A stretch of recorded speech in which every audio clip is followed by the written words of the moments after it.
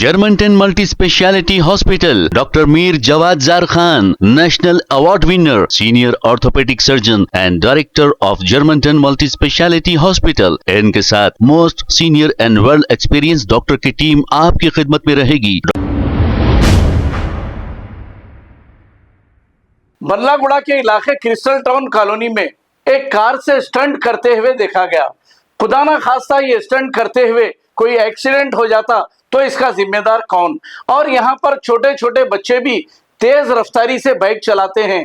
Ballaguda police और traffic police Ballaguda से ये गुजारिश है कि यहाँ पर पेट्रोलिंग करे और ऐसे बच्चों को भारी चालानात करे। आइए देखते हैं इसी की रिपोर्ट।